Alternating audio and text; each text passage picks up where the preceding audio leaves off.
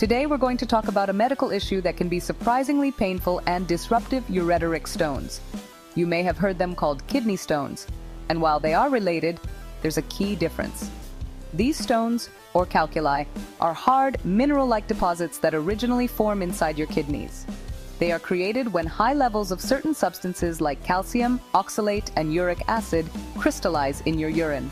When one of these stones, big or small, leaves the kidney and travels into the ureter, the very narrow tube that carries urine from the kidney to the bladder, it becomes a ureteric stone.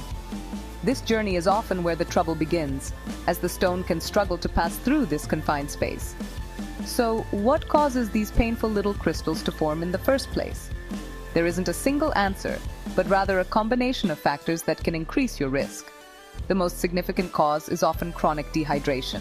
When you don't drink enough water, your urine becomes more concentrated, creating a perfect environment for waste minerals to clump together and form stones. Think of it like trying to dissolve a lot of salt in a small amount of water. Eventually, the salt will just settle at the bottom. Your diet also plays a crucial role.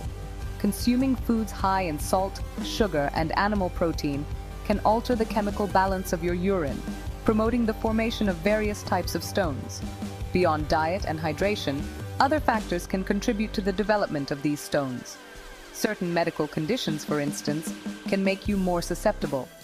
Conditions like hyperparathyroidism, which affects calcium levels in your body, or inflammatory bowel disease, which can impact nutrient absorption, are known risk factors. Genetics can also play a part.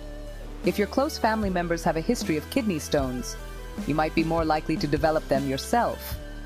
Even your geographical location can have an influence, as people living in hot, dry climates tend to be at higher risk due to increased fluid loss through sweating.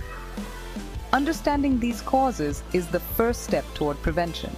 It's not about some mysterious ailment that strikes without reason. Instead, it's often a direct consequence of lifestyle habits and underlying health conditions that we can actively manage.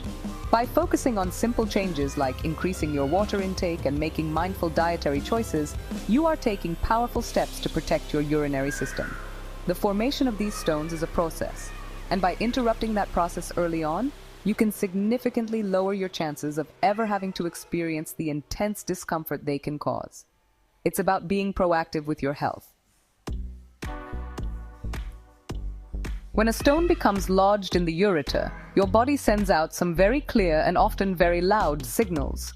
The most classic symptom is a sudden, severe pain that many have described as one of the worst they've ever experienced. This pain, known as renal colic, typically starts in your side and back, just below the ribs. It often comes in waves, fluctuating in intensity as the muscles of the ureter contract to try and push the stone along its path toward the bladder. The pain can be so intense that it radiates downward to the lower abdomen and groin area, making it difficult to find any comfortable position. Beyond the hallmark pain, there are other important symptoms to watch for that can indicate a ureteric stone.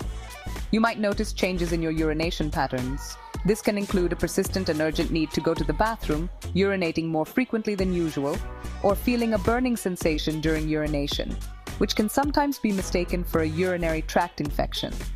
The urine itself might also look different. It could appear cloudy, have a strong foul smell, or even be tinged with pink, red, or brown, which is a sign of blood in the urine, a condition known as hematuria. Along with pain and urinary changes, some people experience more systemic symptoms. Nausea and vomiting are quite common, as the intense pain signals can overwhelm the body's nervous system, triggering a gastrointestinal response. You might also develop a fever and chills, which is a particularly concerning sign. A fever could indicate that the stone is causing a blockage that has led to an infection in the kidney or urinary tract. This is a serious situation that requires immediate medical attention to prevent the infection from spreading and causing more significant complications for your overall health. If you experience these symptoms, it's crucial to see a doctor for an accurate diagnosis. Your doctor will likely start by discussing your symptoms and medical history. To confirm the presence, size, and location of a stone, they will order specific tests. A urinalysis will be done to check for blood, crystals, and signs of infection. Blood tests can reveal high levels of calcium or uric acid. The most definitive diagnostic tool, however, is medical imaging. A non-contrast CT scan is considered the gold standard because it can quickly and accurately detect stones of all sizes and types, helping your doctor create the most effective treatment plan for you. Once a ureteric stone has been diagnosed, the primary goal of treatment is to manage your pain and help the stone pass. For smaller stones, which make up the vast majority of cases, the treatment is often conservative and can be managed at home. Your doctor will likely recommend drinking a large amount of water, 2 to 3 liters per day, to help flush the stone out of your system naturally. They will also prescribe pain relievers, such as non-steroidal anti-inflammatory drugs, to make you more comfortable during this process. This waiting game can take a few days or even a few weeks, but it is often successful for stones under 5 millimeters. In some cases, medication can be used to actively help the stone pass more easily. A class of drugs called alpha blockers is often prescribed for this purpose. These medications work by relaxing the muscles in the wall of the ureter, which widens the passageway and reduces the spasms that cause that intense colicky pain. This makes it easier for the stone to travel down into the bladder, from where it can be passed out of the body with urine. This approach, known as medical expulsive therapy, can significantly shorten the time it takes to pass a stone and can help you avoid a more invasive procedure. However, not all stones pass on their own.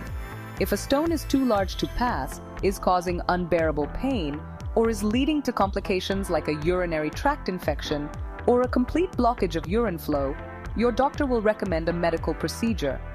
One of the most common is shockwave lithotripsy. This non-invasive treatment uses high-energy sound waves to break the stone into tiny sand-like fragments from outside the body. These smaller pieces can then be passed much more easily in your urine over the following days and weeks. It's a highly effective option for stones located in certain parts of the ureter. For stones that are harder to reach or resistant to shockwave lithotripsy, a more direct approach called ureteroscopy may be necessary. In this minimally invasive procedure, a doctor inserts a very thin, flexible scope with a camera on the end through the urethra and bladder and up into the ureter.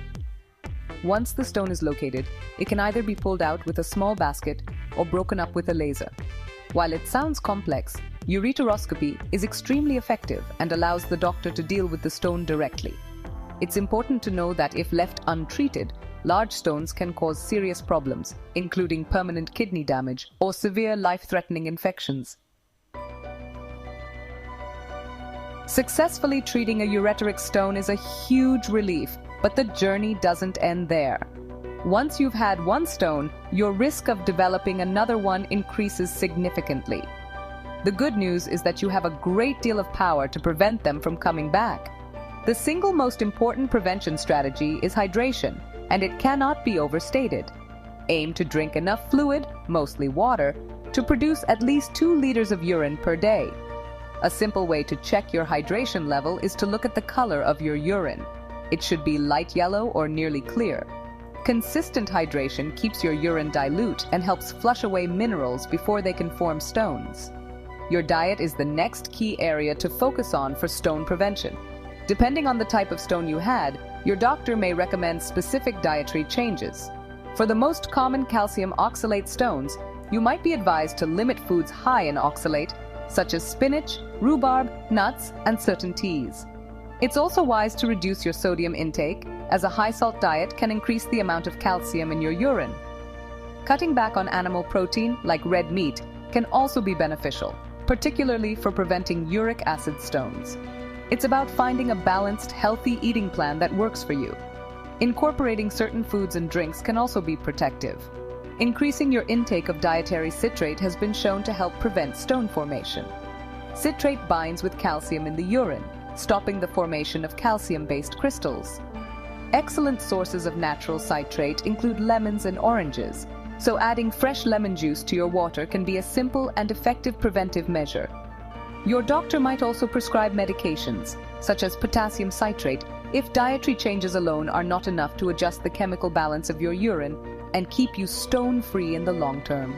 Living with the risk of ureteric stones doesn't have to be a source of constant worry. By embracing these preventive strategies, staying well hydrated, making thoughtful dietary choices, and working with your doctor, you can take control of your health. Think of it as an opportunity to build healthier habits that will benefit your entire body, not just your urinary system. Every glass of water you drink and every healthy meal you choose is a positive step toward a future free from the pain of stones. Stay proactive, stay informed, and look forward to a healthier, more comfortable tomorrow.